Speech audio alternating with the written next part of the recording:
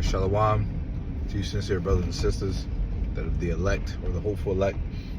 This is Samak with another lesson. All praises, honor, and glory to Yahweh Bahashim Yahweh Shai. The honor to our elders and apostles of Great Millstone, and peace and blessings to the brothers doing this work of truth and in sincerity.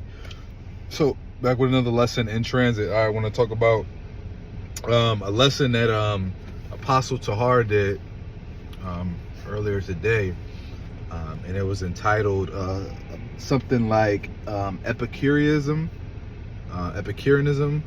versus Stoicism, and what it means to be an Epicurean. I believe it's pronounced Epicurean, but essentially what it means to be an Epicurean is someone who basically believes in freedom and being social and going out, whereas Stoicism is basically Epicureanism is basically about the freedom to seek out, explore your pleasures.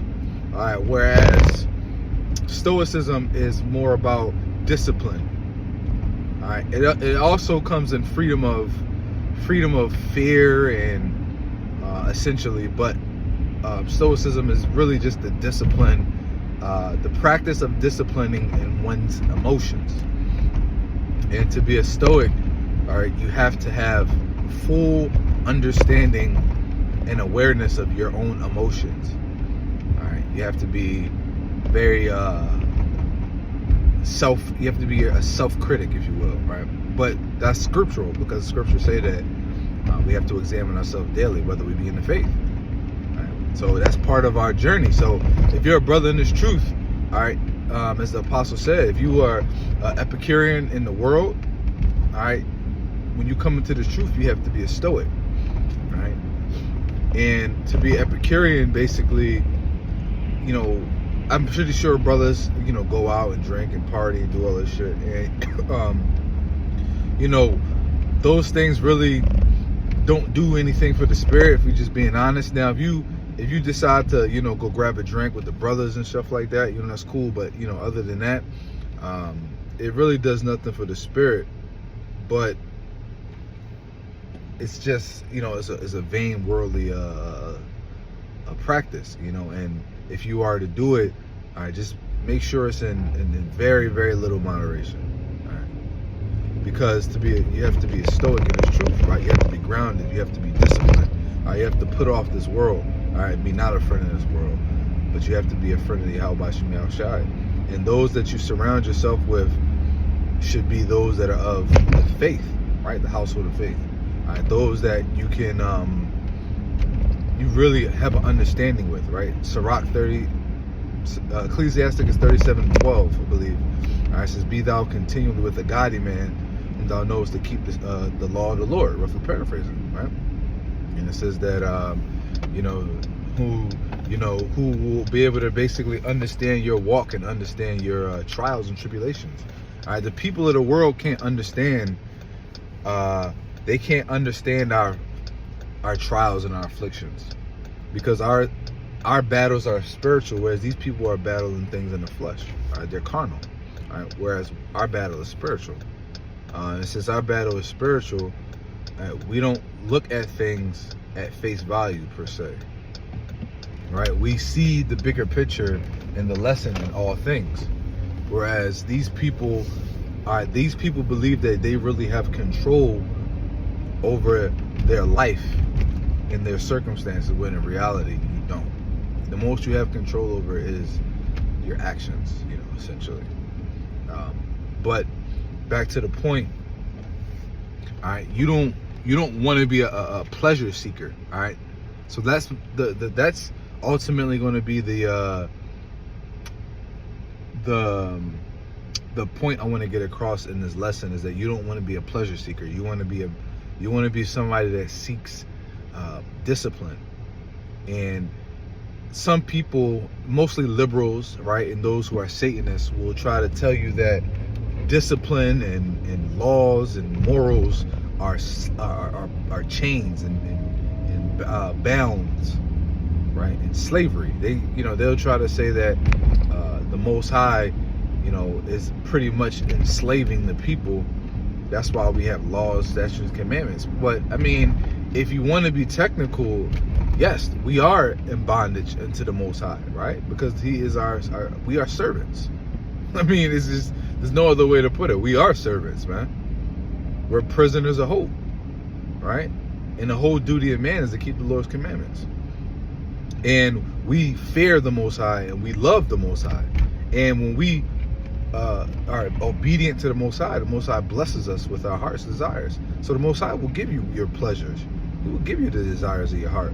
When you are diligent, when you are righteous, right? And that's essentially what Stoicism is the seeking of righteousness, right?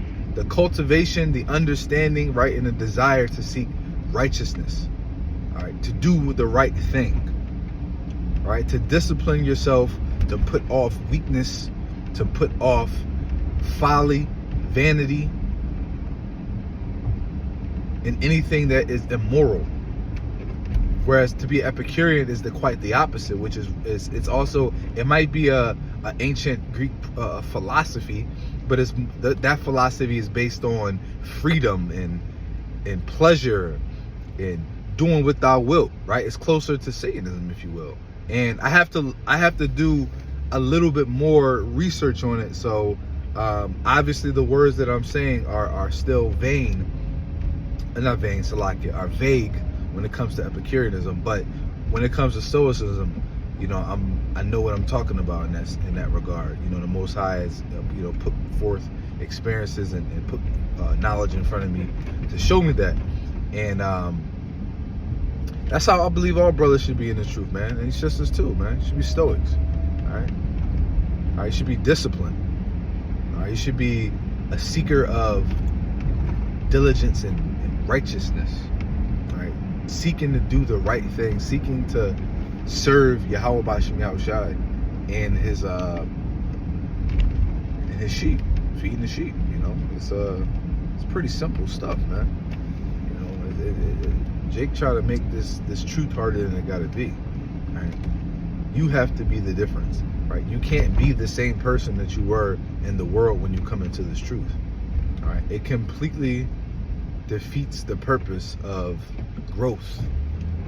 It completely defeats the purpose of being made new, right? As Yahweh Shai said in John, I believe the 3rd chapter. All right, if a man wants to enter the kingdom, he must be born again. Not of the flesh, but of the spirit. So you have to become a new man, a new creature, if you will, a new man, right? You have to crucify the old man. And crucifying the old man is a daily task. It's a daily battle. And that is generally the principles of Stoicism, is bettering yourself and correcting yourself, all right? Purging out the weakness, right? Allowing yourself to feel and understand your true intent and purpose. And we know that our true purpose is ultimately to serve Yahweh B'Shem Yahushai, first and foremost. All right, that is the purpose. If you're a man who is called to teach, to be a prophet, all right, to be a shepherd, your purpose is to serve the Heavenly Father, and by serving the Heavenly Father within your deeds, in your spirit, right? By walking righteously, but also feeding His sheep, edifying the brothers and the sisters, and bringing them, and aiding and bringing them back into the marriage. All right. If you are a sister, all right, your purpose is to serve Yahweh B'Shem Yahushai in truth and in sincerity.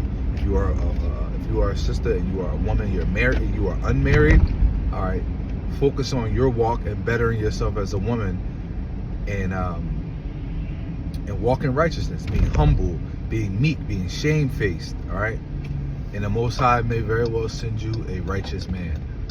All right? And if you're a woman who is married, all right, by serving and honoring your husband and being the best possible wife to that man that you can possibly be, you will in fact, all right, become you will be serving the Most High. And it's just that simple. So by serving your husband, you are in fact serving the Most High. All right.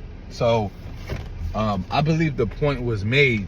All right, Lord willing, you brothers, you sisters were edified. All right, seek stoicism, self-improvement, self-development, and put off pleasure in the weak nature of the flesh. All right, and then you start to see some serious changes and improvements in your life. All right, so again, Lord willing, this video is edifying. I give all praises, honor, and glory to Yahweh B'Shem Yahushua. Till next time, shalom.